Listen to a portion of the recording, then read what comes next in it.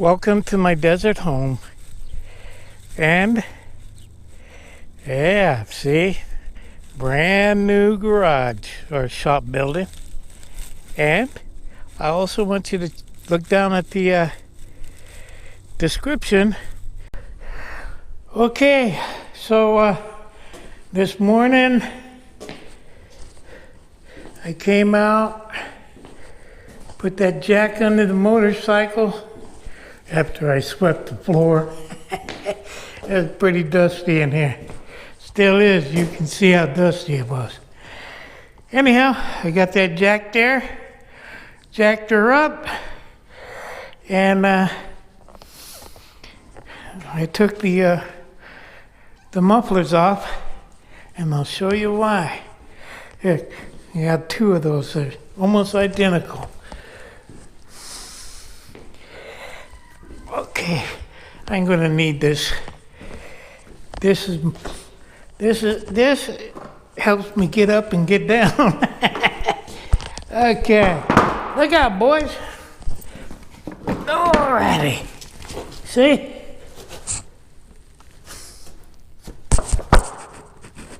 Those are the struts. One on each side that I gotta change, and you see how dirty they are. So, what I need to do is I need to go find my wire brush, the straight one, so I can get in there and clean it up. But I might have to go into town and buy a new one because, like I say, there's a lot of things I don't know what happened to them. Ooh. Okay. So, yeah, that's what I'm going to do. I'm going to go into town, buy me some red Loctite, because that's what the instructions call for. And on those new struts. Oh, yeah. Here's the thing, is that they say, don't change a thing on these until you put them on. Well, it looks to me like I don't know which way they're supposed to go, but looks to me like they're the same size as they are on there, and if I want to lower them, I don't have that much adjustment. But I only need to lower it. I need to lower it about an inch in order to make it so I can get my feet down on the ground the way I like it. I feel like I'm on my tippy toes the way it is. But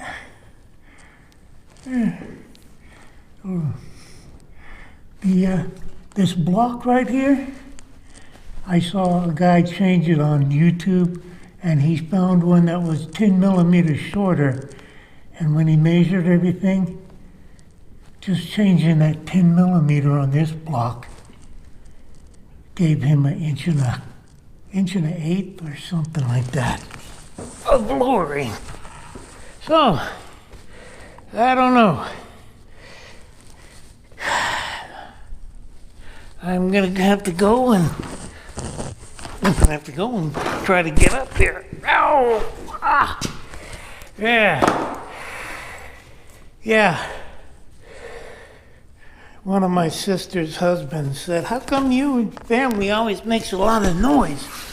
Well, you know what? I found out that when you make noise, like Dad did, it actually makes you a little stronger when you're trying to get up. I may be just fooling myself, but that's the way it is. So I'm going to go into town. First, I'm going to search for that one brush. It looks like a paintbrush, but it's wire. You know, round paintbrush. Only about that big around. Okay. Okay, I got those old struts off. Here's the brush that I went to buy. I might as well clean them, but not now. Anyhow, I cleaned the holes up in here best as I could with the Miracles cleaner, also known as gasoline, or petrol, if you're English. Anyhow, I had to spray in there with that parts cleaner because I couldn't get the brush all the way in there. And that brush is not wire, it's some kind of plastic. I could have sworn the one I had before had wire on it. But on the other hand, it's called a parts cleaner brush, according to the label on it. And I also bought a set of these. These are,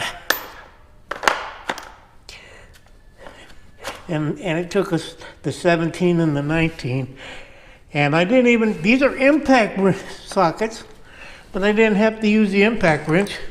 I just used these things. And came right off. This is a ratcheting breaker bar. Anyhow, I got them off, sort of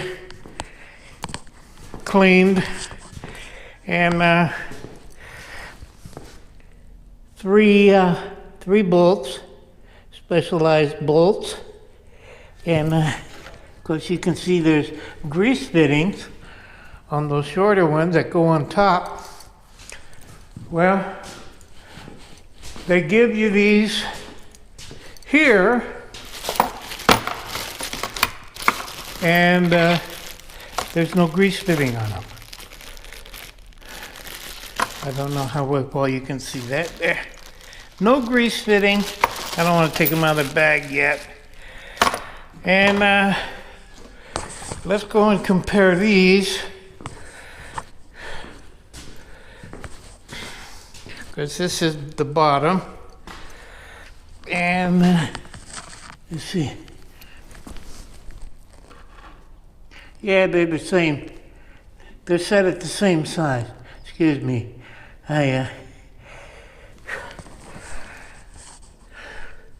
don't always see what the camera's seeing because this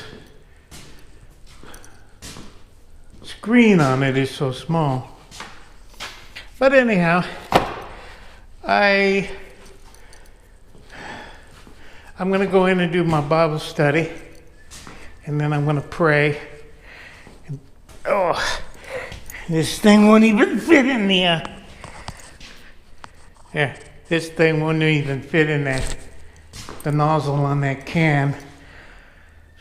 So I couldn't spray inside where the grease grooves are as good as I wanted to. And they don't give you much in a can. I think it was starting to run out. And that can was pretty new. Anyhow, nothing as big as it used to be anymore. And the prices are higher. Okay, well, I'm glad I got me a set of metric deep socket impact wrench, deep impact sockets. Because look, I was trying to see if I could get something to fit. There is, it's kind of hard to do things one-handed. I'm missing 3 sockets out of this standard set. And I kept trying to see if I can, you can sometimes get a standard to fit on a metric bolt. It's not really recommended, but sometimes if you're in a tight, and I couldn't get anything to fit. Anyhow, I have a chart that I found on the internet, and it still didn't work on those bolts. And I thought, ooh, I better not booger them up. And I thought I'd have to use my impact, because the guy who changed that block said he had to use the impact. And I did. Now all I had to use was my breaker bar. And I didn't have to put too much pressure on it either. Yeah, it came out pretty smooth. Now you just have to put the new ones in. Okay, oh, and it is the 28th, and the previous video was on the 25th. So I will put all that down in the description, how many clips I used and what days they were. Okay, we'll see. I'm gonna go do my Bible study. Hey, it's still the 28th, and a little wind picking up here. Okay. With this breakfast leavings out for the cats. And I got some cabbage with the chicken. Okay. Well, I don't know if I'm gonna put the struts on today or tomorrow. The motorcycle. But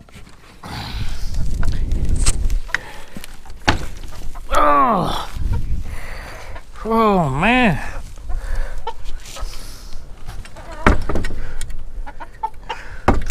Woo. Usually don't have to use this hook. Okay. What do you guys want? You want some cabbage? You like that, huh? Yeah. Let's step back and watch them.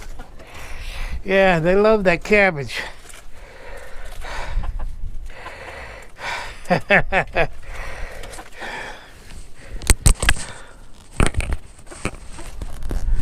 Took it off my head so I can make sure you're getting it. Okay. I don't like all that editing where you have to split and take out scenes and stuff. It's a bother. Of course, I use the free program instead of the paying for the pro, so it ain't like I'm making money off of YouTube. I just do this for fun. I also do it because I like to put a Bible study on, and but I want my friends and my family to see what's going on here.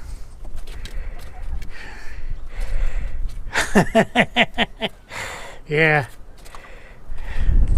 they sure are attacking that.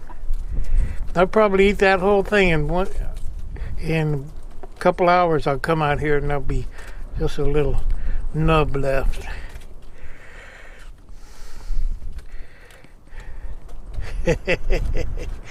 Okay. Well, these chickens kind of remind me of them dogs that came in and killed them kittens the other day. The thing is I said they were huskies, but they really didn't look like huskies because the white on them was kind of dingy yellow, and their hair wasn't long enough as the huskies was. But I saw a news thing on my phone. I got a couple of news feeds where this lady in Montana was hunting bear. Look at him. What do you think you're doing? Huh? What do you think you're doing? Go on, get up. She was hunting bear, and she thought she saw a wolf pup. Well, the first day I seen it, she didn't say it it attacked her. But the second day, after everybody on there was upset for her killing it, hey! How'd that thing come off the hook? Arr! The second day she said it growled at her and was coming at her. That's why she killed it. But it turned out to be a husky dog. Somebody had dumped 11 dogs out in the middle of this forest. And they think that was because they went in there and found a bunch of dogs, but they figured this dog was one of that group. Anyhow, everybody was upset about her killing a husky dog. She skinned it out and everything. So I'm thinking, well, I thought them big dogs were huskies, but like I say, their hair wasn't as long as a husky's, and the white markings on them was kind of dingy yellow. So I don't know what they were. Maybe they were wolf. Well, I don't think they have too many wolves around here. Coyotes. I've seen coyotes around here, but I'm telling you, the coyotes I seen around here was pretty scrawny. These things were some big, healthy-looking animals. Yep, and they weren't scared of me neither. I yelled at them, "Get out of here!" And they just kind of leisurely trotted out the gate. So who knows? I'm not sure what they were. But I sure don't want them killing my chickens. And it took me a while to figure out how to adjust those things, because I thought if I put them short, that would lower the bike. But if you make them longer, that's how you... And I don't understand how that suspension works. It seems counterintuitive to me. But anyhow, yeah. When I first did it, of course, I actually made the bike higher. I actually made the bike taller, and I noticed the bike was leaning over a lot, and on the kickstand. Here, I'll show you. Now, oh, darn. See now that I got the bike lower, it doesn't lean over enough. That's why I put that little jack there on this side. Because look, hey? Any idiot can come along and just push on your bike in the parking lot and it'll fall right over. So anyhow, I put this under there.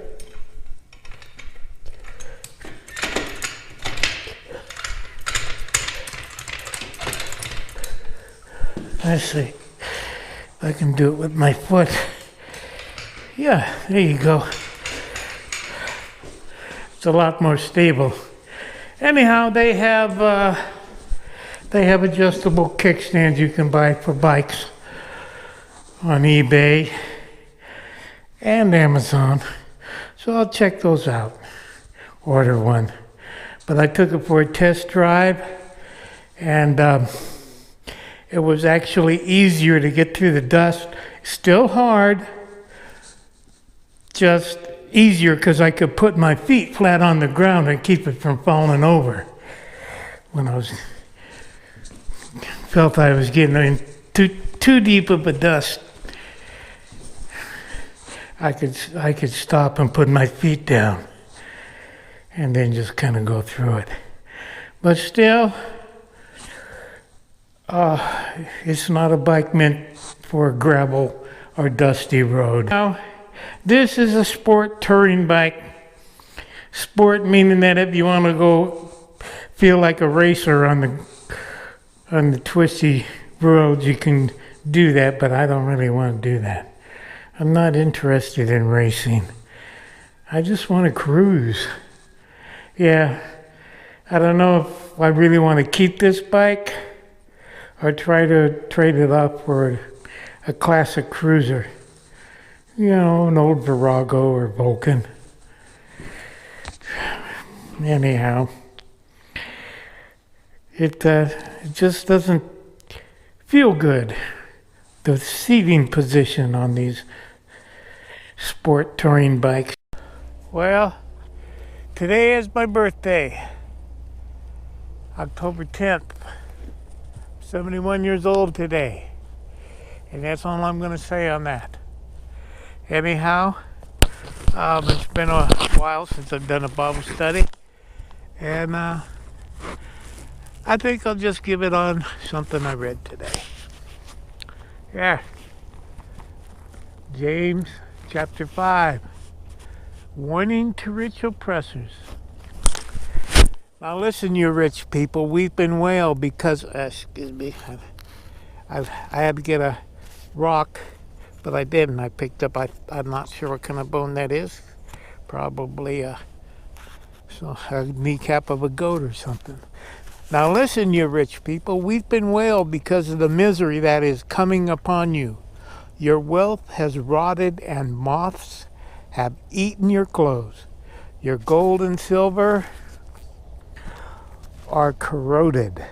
Their corrosion will testify against you and eat your flesh like fire. You have hoarded wealth in the last days. Look, listen to this. Look, the wages you failed to pay the workmen who mowed your fields are crying out against you. The cries of the harvesters have reached the ears of the Lord Almighty. You have lived on earth in luxury and self-indulgence. You have fattened yourselves in the day of slaughter. You have condemned and murdered innocent men who were not opposing you. You know what? That is pretty much how people get rich. They get rich by oppressing other people, by stealing wages one way or another. I've had my wages stolen from me for more than one job. I've never had a really good job. I'm not up to pushing myself forward and getting fame and fortune, to put it that way. You know, from what I understand about my grandfather, who became quite a wealthy man, made a lot of money in cattle and fruit in California. But he didn't start out that way. But yet he was a grandson of a rich man back in Tennessee. I mean, not my grandfather was in Tennessee. He was the first one born in California after the Civil War. Anyhow, I don't want to go into all that stuff again. Anyhow, my grandfather was a cowboy and kind of a moon-eyed guy who read poetry. Being a cowboy was not as exciting and romantic as Hollywood made it seem to be. And there was a spot for moon-eyed guys who read poetry as a cowboy. But he wanted to marry this woman whose father said, nope. Old Mac Brazelton, so I shouldn't have said my last name, nothing but a cowboy. He ain't never going to amount to nothing. So he didn't get to marry that woman. And he got mad, decided he was going to get rich. And I ain't going to go into everything how he got rich, but let me say, he cheated a few people. Started lending money at one point when he got some. Running a livery stable and owning a livery stable and managing a hotel. And he started lending money and then foreclosing on people. In fact, he foreclosed. The first people he foreclosed on were in-laws of his. Anyhow, my dad, I don't know, he was not a very good businessman, to tell you the truth, because running the ranch piece of it that he inherited, it did not compare as well to his younger brothers running his ranch, part of the ranch that he inherited. But yet he made fun of my uncle all the way to the end. He made fun of my uncle because he wasn't as smart as my dad. My dad was pretty intelligent. Even my uncle told me, "Oh, your dad, he could read a book and remember everything in it." And my dad could do that. And he was successful as a politician, but not a businessman. He was 20 years in the same county office. He stayed in long enough that he got a pension from the county. And most elected officials don't wind up like that. But anyhow, look. For some reason, I never got any of that push. It never came down to me. And what do I got? I got this 4.7 acres in a desert.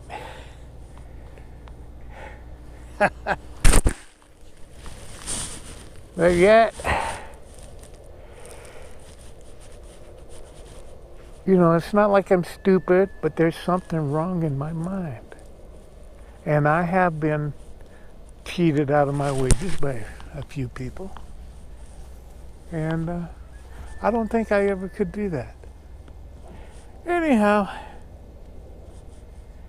the rich people get rich by stepping on other people. That's how it's done. And I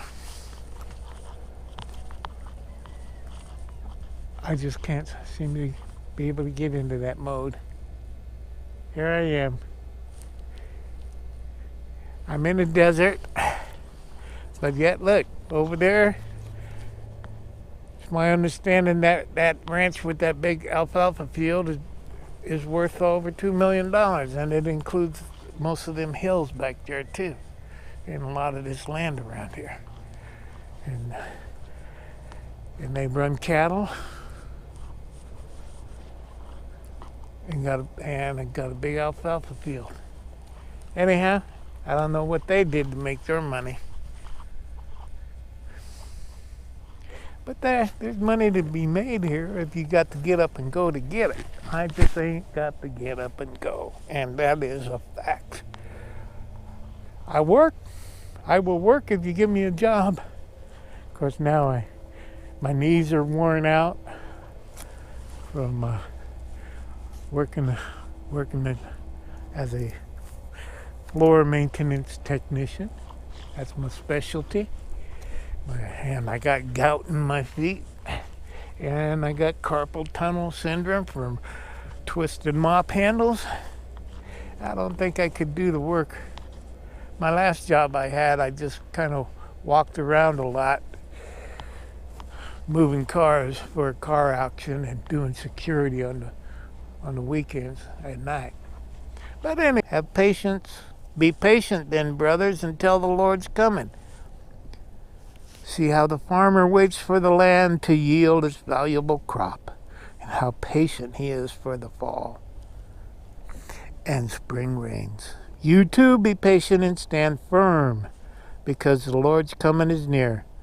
Don't grumble against each other, brothers, or you will be judged. The judge is standing at the door. Well, okay, what can I say? The judge is standing at the door, and I'm grumbling about the rich people. And I hope he doesn't hold that against me, because I got a lot of things that God can hold against me in Judgment Day.